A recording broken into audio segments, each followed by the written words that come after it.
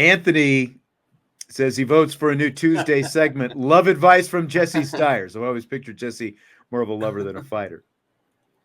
We were discussing your engagement earlier, and we mentioned it on yesterday's show. You were getting a lot of congratulations, and this is what people want to know, Jesse. I didn't want to give this up yesterday. I wanted you to be able to tell the story of how you popped the question.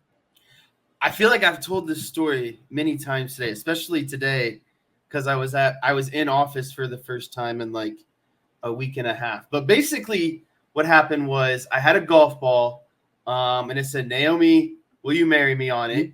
You went golfing together. You were out on the golf course. Yeah, so I had this ball pre-made, and then I put it in my pocket. I was going to do it around like hole 5 because it was just like a really nice hole. And the whole plan was I was going to play a different ball, get to the green, swap that ball out, and just putt that one in and have her get it out of the hole somehow. Again, I was trying on hole 5, but I didn't really get it done until hole 9 because what kept happening is she was getting her putts in before me, taking her ball and then getting out, going off to the cart. And then so finally on hole 9, we came up on it and I was like, okay, here's another good hole. There's like this really nice water in the background. And I finally got my putt in before, and I was like, hey, can you get our golf balls out of the hole? And she wasn't happy about it because it was like 95 degrees. So we're both sweating, blazing hot. There's like these bugs that were kept like swarming around kind of because we were in like a really woody valley of West Virginia. And so she begrudgingly gets the balls out of the hole. And I'm like, hey, can you make sure mine is the Callaway? Because I knew I had to do something to get her to actually look at the ball. And then she read it. And then while she was doing all that, gave me enough time to kind of, get the ring out, get on a knee. And again, there was like this water behind me in the background. So that's how it was done. But again, the tricky part is I was planning to do this on hole 5, and I had everything in my pocket from like hole 5 to hole 9, trying to be like, when am I going to get this thing done? So I think Anthony and a lot of people are disappointed that you didn't do a whiteboard proposal. Would have been more fun, I guess. Yes. Well, I tell you what, you're here. Let's do some rapid fire. What do you think? Yeah, that's why, I ultimately get paid the most for my rapid fire takes. So that's exactly right. I mean, by the way, slide your mic over. I feel like you're just a little bit off there, if you could. I don't know. My sound levels have been a little bit screwed up though anyway, so I don't know. We'll find out. Fill in the blank. Lindy's magazine has an interesting quote from an anonymous coach about Fighting Irish head coach Marcus Freeman. The coach told Lindy's, quote, "Marcus Freeman hasn't exactly been Newt Rockne over there. I'll tell you what, the real glue to this team is Al Golden." End of that quote. And that, Jesse, is blank. It's misleading. And the reason why it's misleading is Marcus Freeman is a really good coach. And more importantly, he's a really good leader and a role model. But as we all know, when you become head coach, you are less in the X's and O's. You are the face of the program. It's kind of like almost like being a politician of a program, right? Like you are less involved in game plan, X and O things, but you are doing more of being the face of the program, recruiting, etc.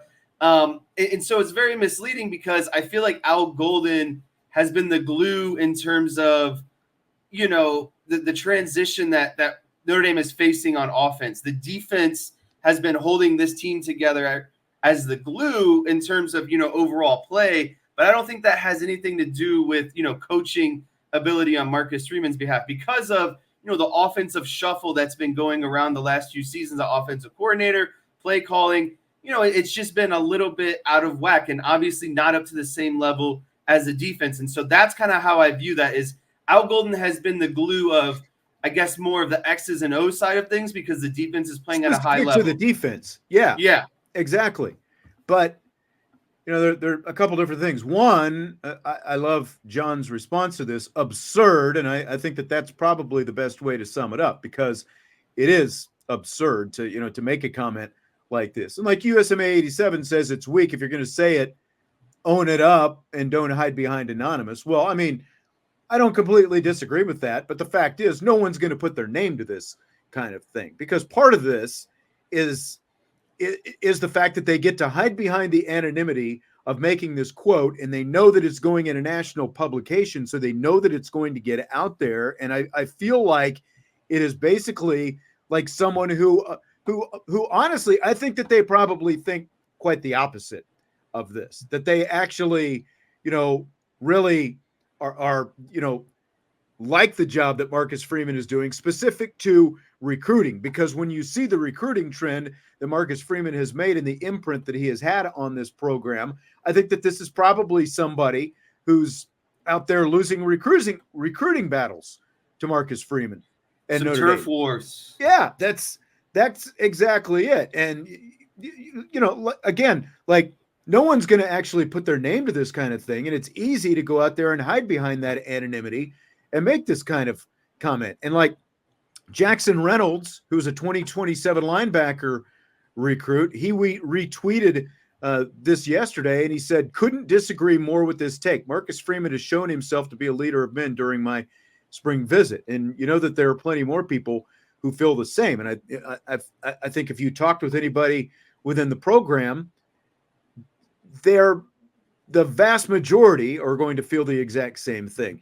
Like you said, like Al Golden might have, might sort of be the glue in terms of the defense, but there's no one you're going to find over there at Notre Dame who's going to say, that Marcus Freeman isn't really the one who's binding this whole thing together.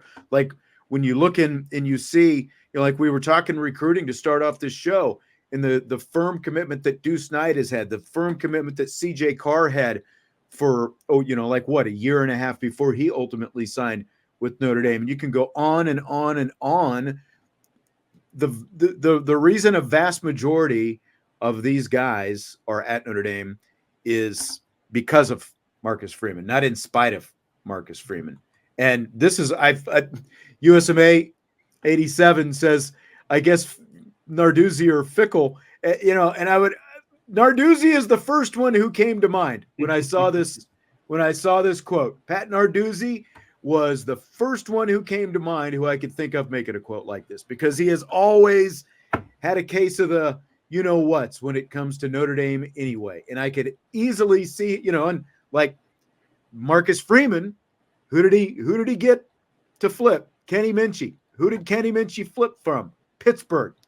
So I could easily see Pat Narduzzi being pissed off about this. DK says Narduzzi wouldn't hide behind anonymity. Well, I think in a case like this, he would, because again, it's easy to shield yourself. He doesn't have to, because that's what, when they go out and do these, the Lindy's and the Athlon, all these different national magazines like this, they like to get those anonymous quotes and they go, hey, tell me something about Notre Dame. We're not going to use your name, So I think that makes it very easy for a lot of these coaches to say this kind of stuff. But yeah. Narduzzi is the first one I thought of. I think it'd have to be someone of a relevant program that. Well, that rolls out Narduzzi then. That's what I mean.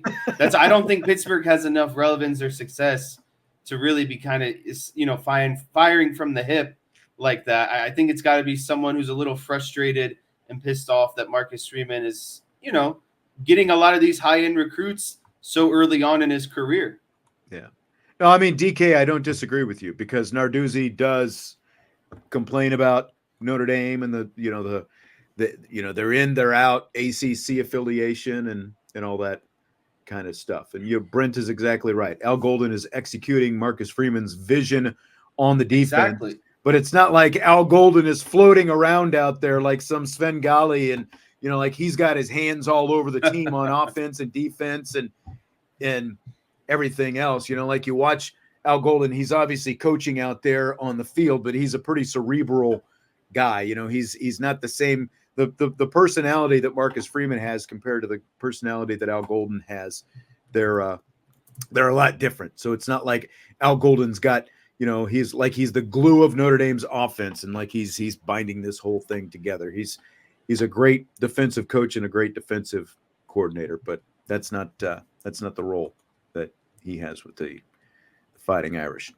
So, Stanford Athletic Director Bernard Muir discussed the future of the Notre Dame Stanford football series on the Tree podcast recently. It is the official podcast of Stanford Athletics, and here is what the Stanford Athletic Director had to say. We haven't signed additional agreements per se yet, but I've been talking to my counterpart there, and all indications are we want to continue that series. It's important to both institutions, and so I expect that we will be playing Notre Dame for quite some time to come. But we haven't announced the dates and times yet, and those type of things. But all indications are we want to continue to play the Irish, and really excited about that. To adding that to already going to be a very competitive 8-game ACC schedule should be terrific for us. Have a lot of people in the chat who are overly excited, sarcasm noted, to hear Bernard Muir say that. So what do you think, Jess? I've talked to Vince a lot about this Stanford Notre Dame series. I don't think that we've talked about it, you and I. So what do you think when you hear Bernard Muir, the Stanford athletic director, say that?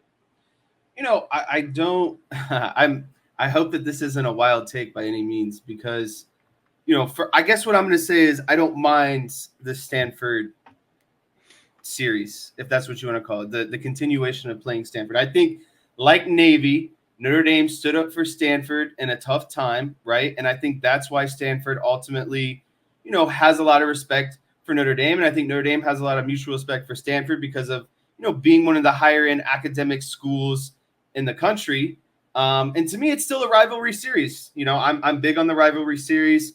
And really the series is close all time. Notre Dame is 22-14. But in the last, 14 years, it's just been 8-6. And from 2009 to 2017, Stanford won 7 of 9 games. And if you take away the vacated win, that's 8 of 9 games. So since Notre Dame has won, 4 or 5 since 2017. So, to me, this series is good football. It's not like it's lopsided. And for a while there, Stanford was taking it to Notre Dame. Year, but I mean, yeah. No, I mean, that's true. And they've prevented them from going on to big bowl games in the past. It's always, at the end of the season. And so whether you like it or not, I think what defines this series is even when Stanford's not great, or even when Notre Dame is, maybe in a down year, these teams can beat each other. I mean, look a few years ago, Stanford beat Marcus Freeman. A few years back when Brian Kelly was still here, Stanford, like a mediocre Stanford team, prevented Notre Dame to go on to a BCS bowl game potentially, where they finished 9-3 to end the season. So it would be one thing if Stanford was just getting rolled over every year and Notre Dame was just taking them to the dog shed, but I don't see that as the case. I see this as a friendly rivalry, two teams that have mutual respect for each other, and I don't see any reason to discontinue. So a big part of the reason Notre Dame is, not the reason that this series started, but it turned into a good arrangement because of it gets Notre Dame out to the West Coast every year. And I know Vince and I have talked about this. There's a difference between getting out to the West Coast and what benefit that provides, and specifically getting to Los Angeles, because there's a big difference between getting to Southern California and Los Angeles and Northern California, obviously just outside the Bay Area in Palo Alto, where Stanford is located. How much actual benefit there is to that, I don't know. But Notre Dame obviously sees value in keeping Stanford around because of the they're similar in terms of the mission of the schools, in terms of the academic mission of the schools specifically. And that's a big part of why Jack Swarbrick pushed to get Stanford included in the ACC and Cal included in the ACC. How happy, the ACC is about that, I think we'll find out soon. How happy Stanford and Cal ultimately are about that, I think we'll find out soon. But at least for now, it keeps them in a big conference. I've just never been that thrilled about this specific series. Like, again, if Notre Dame values playing a school, a program, a team with similar academic values, which they obviously do, okay. But, again, you hear Bernard Muir, who, by the way, was an assistant athletic director at Notre Dame. I guess it's been a couple of decades ago at this point. He worked under Kevin White here at Notre Dame prior to going out there and becoming athletic director. He went on, I believe, what was it, Georgetown, before he ultimately headed out to Stanford a few years back. But my point is, so he's familiar with Notre Dame as well. To hear him say it, it sounds like it's, even though it hasn't been officially announced yet, we can expect to keep it announced. I wouldn't mind if Stanford just became a part of the ACC rotation. And I think a lot of people are kind of that mind. If it were part of the ACC rotation, I could see that. But if Notre Dame also wants to continue to make that trip out to the West Coast, that does make things harder. Even though I've said there are plenty of good alternatives, like work UCLA into the rotation, like sub out UCLA. They're a good academic school as well. I think they kind of get overlooked for some of their academics, but UCLA, Oregon, Washington, whatever it happens to be, Cal for that matter. Cal is out there. They're part of the ACC. Like there are other schools that I think that you could work into that little rotation. ACC cycle. Yeah. Or West Coast. If the West Coast thing is a priority, you've got UCLA, you've got Cal, you've got Stanford. You could go with those three right there. They're all good academic institutions. You could rotate the three of them in and out of there, and two of them are part of the ACC. UCLA, like USC, is part of the Big Ten. But it sounds like the series is going to continue. You seem to like it. I don't know exactly. I don't dislike it. It's not like I love it, but I don't dislike it. I'm not out here advocating. But if you told me to pick one side or the other, I don't see a reason to be like, sticking with it. Yeah, that's what I mean. I'm not like, I don't have this vendetta or like this strong opinion that it should go away. Like when I look at it, again, in my generation of playing Stanford, it feels pretty even. It's back and forth, and both teams kind of go on streaks. And again, my favorite part about it is there's always an opportunity, no matter how good the team is on either side, for them to win. It just feels like there's always potential for a good game and potentially an upset. All right.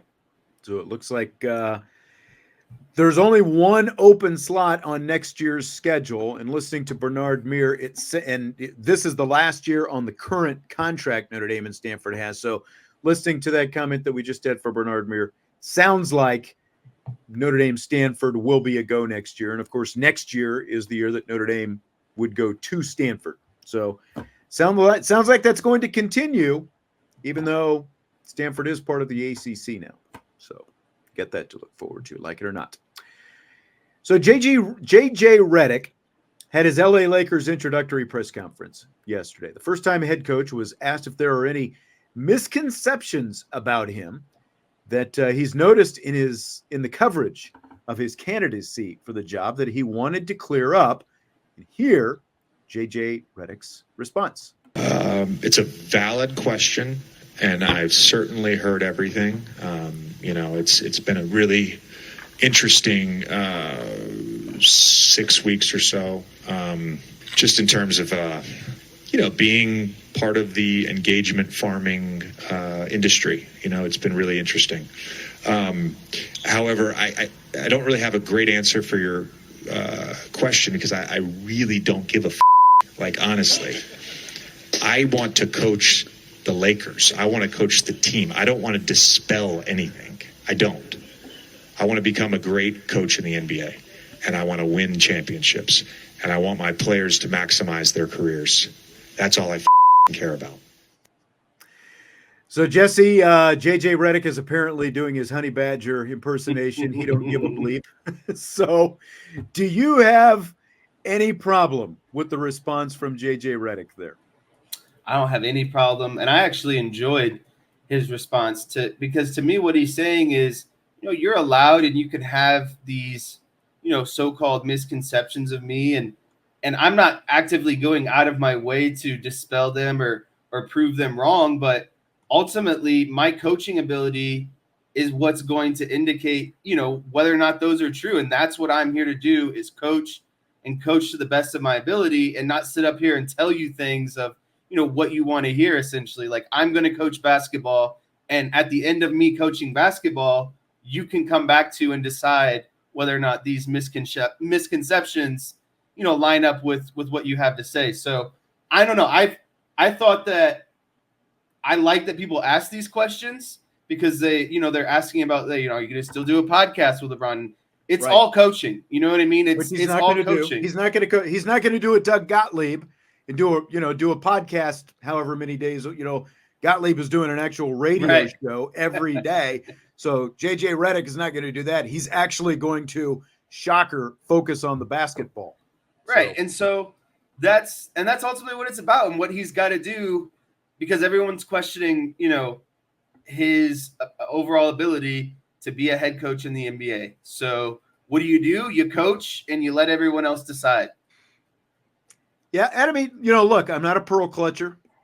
I've been known to work a little bit blue off the mic, in terms of my own language from time to time, so it's not like I don't care that he dropped a couple of F-bombs there. It does feel like I thought a little bit about, now Charlie Weiss didn't come in using expletives and, and that kind of stuff, but Charlie Weiss came in the door defiantly, guns blazing, with the whole, you're going to have we're going to have a decided schematic advantage and all that. And Brian Kelly, in his first year, it wasn't at his introductory press conference, but the whole thing, when he decided to go for it rather than kick the field goal against South Florida, he's like, hey, get used to it, and that kind of stuff. He was like, when you're defiant early on, you're essentially challenging the media, and whether or not it has an impact. Like the media, obviously, especially when you're in a market, number 2 market like Los Angeles. This is a very slippery slope. It's going to go really well or really bad for you. People are going to come back to this. Them, they can push back. They are going to either, when things are going bad, they will play off of this and come back to this. If things are going well, people will have, more positive. Look at JJ Redick. He was able, he did what he said he was going to do. But that's a very slippery slope, and it's either going to go really well one way or the other. Yeah, but the bottom line for him is, what benefit is there in it for him in caring about what people are saying about him? Everyone knows, and he addressed it in the press conference, everyone knows he hasn't been an NBA coach before. Everyone knows about his lack of experience. So what good does it do him to be concerned about what people are saying about it? All he can do is be as confident as he can in himself and go about his job and do the stuff that he was talking about. There's no benefit in it for him in caring about what people say, or any misconceptions that people might have. It is what it is. His lack of experience is what it is. There's nothing that thinking about it, it's not going to change any of that. So it is interesting, though, that they went from going after a 2-time college champion to a guy with 0 experience, even as an assistant. Yeah. Now, obviously, he's played in the NBA, so I do have to think that helps to some extent. But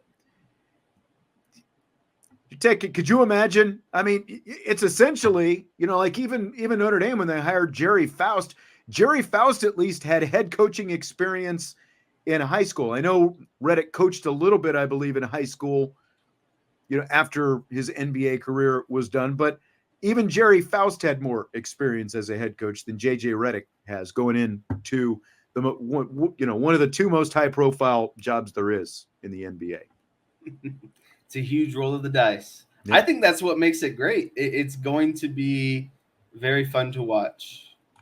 Yep, exactly. Shams Charania has got to be feeling pretty good about himself, though, right now, because remember how people went after him when he was when he reported that there was interest in JJ Redick, and then especially when they were going after Danny Hurley, and everyone was going after him for making that report. Well, it came back around and turned out. I think it was a big old smoke screen for both sides.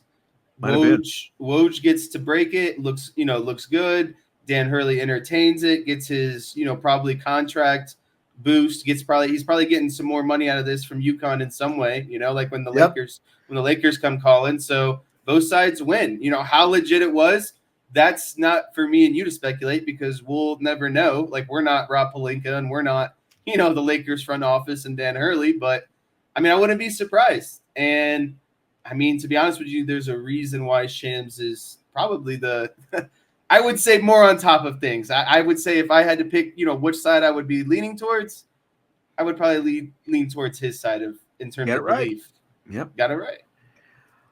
All right, so we're going to continue down the coaches' post-game press conference and questions and comments.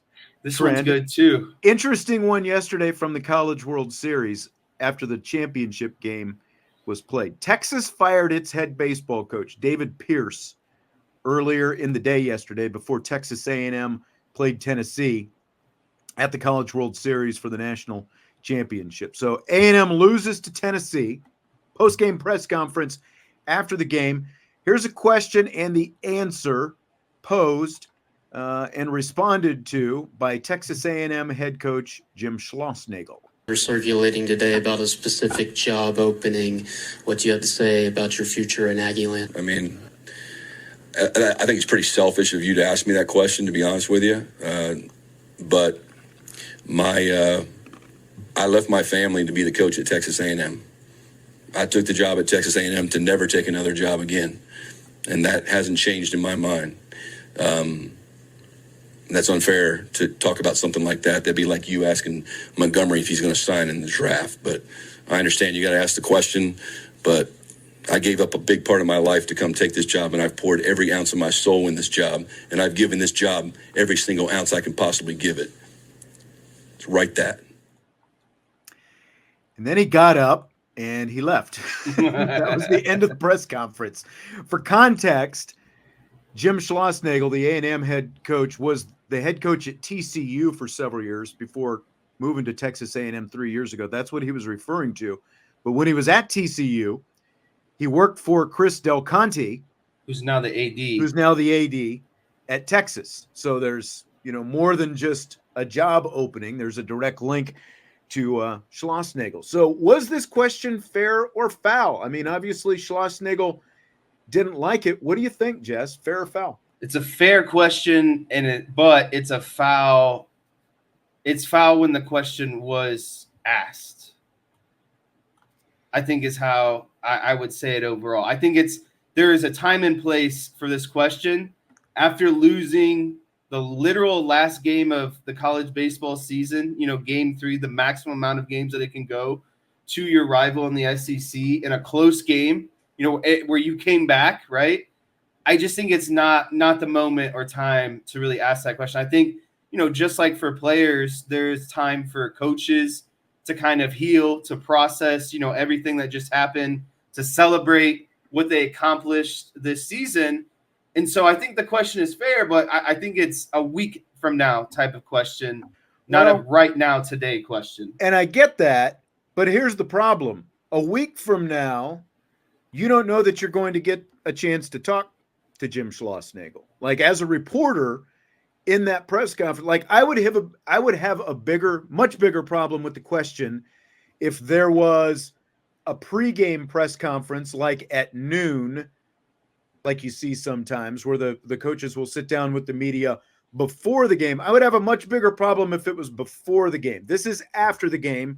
I realize there's some emotion involved on Schlossnagle's part because he lost the game. And even, had they won the game, I think that would have even potentially made it even more awkward, because it's like, we just won a national championship and you're asking me about that. As the reporter, you don't know when you're going to get a chance to ask this question again. Like, that game could end and he could literally fly into Austin, or Del Conte could fly in to College Station today to talk to him. So, you don't know when you're going to get a chance to ask that question again. So I don't have a problem with it. Again, I understand Schlossnagle's emotion because he just lost a national championship game, but I think it's a fair game question. I understand why Schlossnagle's ticked off just because of the things that he talked about, but when your biggest rival fires its head coach earlier, a very successful head coach, by the way, David Pierce, in 8 seasons at Texas, took them to the College World Series 3 times, including 2 years ago, He's only missed the NCAA tournament once, and they fired him earlier in the day. And then when you have that happen, on top of the fact that you've got a direct connection between the Texas athletic director and the head coach at the biggest rival, I think it leads a lot of people to kind of jump to that conclusion. So I don't have a problem with it. Personally. I see your side of it. And I would be willing to concede on that a bit, but but Salty makes a good point as well, because it's not like Schlossnagle's going to sit up there and say, "Yeah, I'm going to talk to Texas tomorrow." That's also a good point. I guess the only other thing I would say, or my complaint, is the guy who asked the question really kind of he was like you could tell he wanted to ask the question, but he didn't really want. I wish he would have asked it more defiantly. He was just didn't come out and ask it right. Yeah, he was just kind of like he beat around the bush. Is what he did. Yeah. And he wasn't really speaking up, There's saying an it with his opening chest. at a certain school. Yeah, that would be my only other critique. Is if you're gonna do it, just be short, sweet, to the point, and get it, because everyone knows what you're talking about. Yeah. Gordian Knott says it's a question that you wouldn't have an opportunity to ask, but it's a stupid question. So why are you asking it in the first place? Because you're doing your job. I mean, as a fan, you might not like the question, but as a reporter sitting in that seat, a major opening came open earlier in the day that you're playing for the national championship, and you've got a connection there. So I don't have a problem with them asking. All right, stick to baseball. I mean, whether or not it's a stupid question is subjective. You might think it's a stupid question, but I think if you polled a good deal of the media, they're not going to agree with you. Well, also at the end of the day, I don't think it's a stupid question. I think it's a completely fair question because of all the, the things that I just outlined there.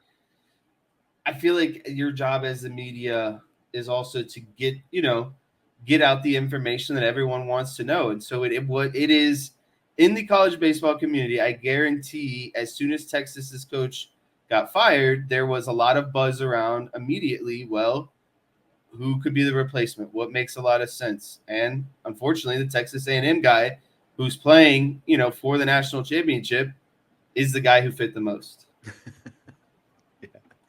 Decaf says, anyway, Stifler takes the Texas job.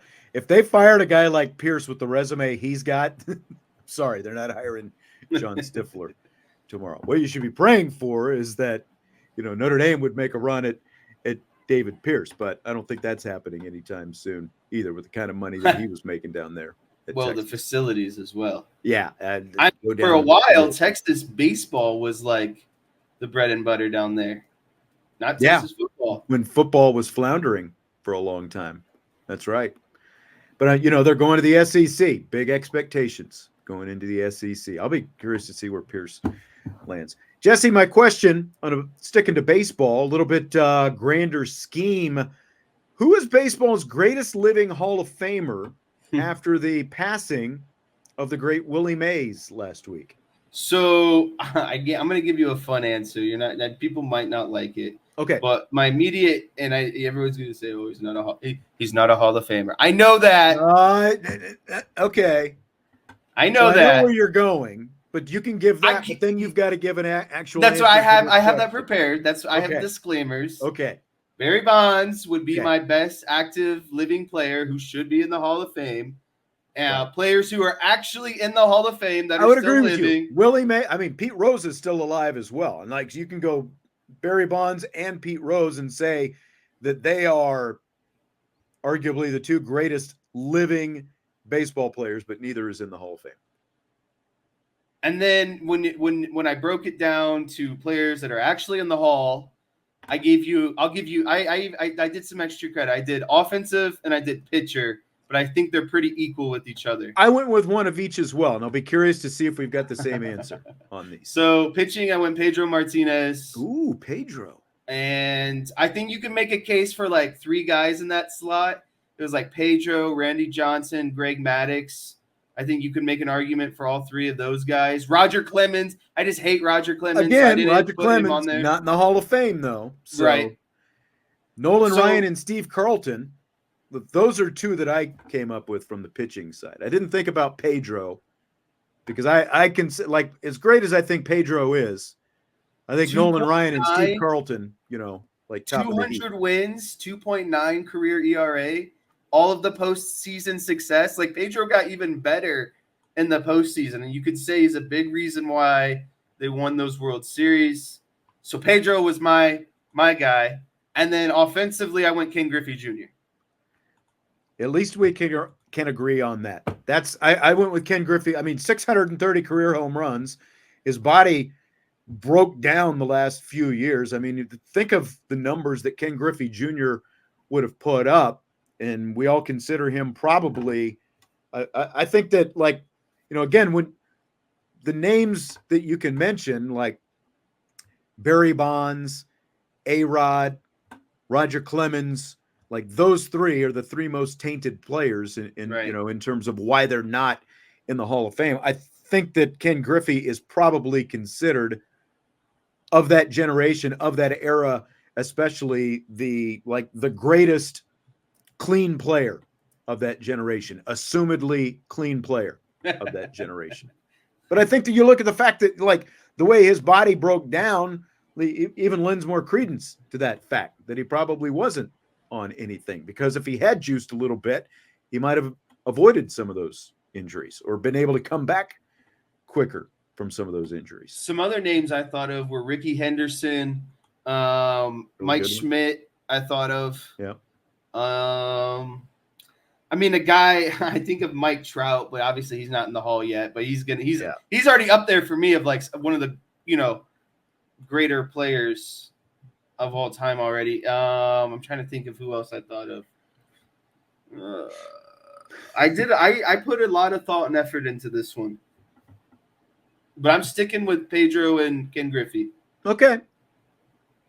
I don't mind Pedro, great player, great competitor. Nolan Ryan, man, over 5,700 career strikeouts.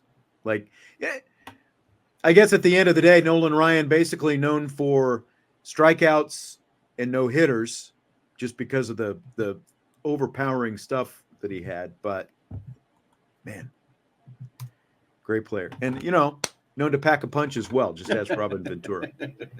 Yeah. So, Jess, while we were gone last week, Twitter made the move to make all likes on the platform hidden. Do you buy or sell likes being hidden now on Twitter/X, whatever you want to call it? Yeah, I like that. I don't think people should actively be able to go, through your likes and be like, oh, this person likes this, or, like it pop up on the timeline and say, so-and-so liked this. I think that's what's retweeting is ultimately for, or reposting, however you want to phrase it, because you want someone to see that. Liking is just like, okay, I like that, but I don't necessarily want, everyone to know that I like that. And so I guess in terms of, I like my privacy. I think everyone loves their privacy. I think everyone's into different things. And so I don't see any problem with that. Wouldn't you like to know, though, like, who's liking your stuff? Like, shouldn't the person who posts it be able, like, when they see the likes, shouldn't they be able to see who's actually liking the stuff? I could see that one, because I'm thinking more so of there, like, used to be a tab where you could go to on someone's page and it said likes, and you could literally just scroll through, see everything that they've liked. Right. I think that's I don't great. mind them hiding that. Right. Yeah. And I don't mind them hiding the part, again, where, like, sometimes a tweet pops up and it's like so-and-so like this, and it's someone that you're probably following. So, but in terms of something that you post, I think people who are liking it, are relative to if you follow each other, I feel like you should be able to see that like. DK says your privacy ended when you got on one knee. He's been really hammering these marriage. He has, man. One-liners. What happened in your life, DK? Has your life changed in the last week since this momentous occasion last week, your big proposal? Man, just raining on everyone's parade. Has your life changed, though? Is life any different? Yeah, you. Of course. Since the last week. Got engaged, and now I'm sad that I have to go back to work every day. What's the Oh, you do? You have to go in every day now? No, I'm just saying, like, coming back Oh. from vacation. So Gotcha. So any update on, like talks about where and when and any of that kind of stuff? Anything new? Maybe. I don't know if I want to spit it on these airways, because I think there'd be some wedding crashers in this chat. Are you saying you don't want IB people showing up at your wedding? I wouldn't want certain people showing up with bad intentions. You could charge admission. I don't think Naomi would necessarily enjoy that. Make some I money think she back at the wants- reception? I think she wants to keep it as small as possible. Okay. Tommy says he wouldn't crash the party.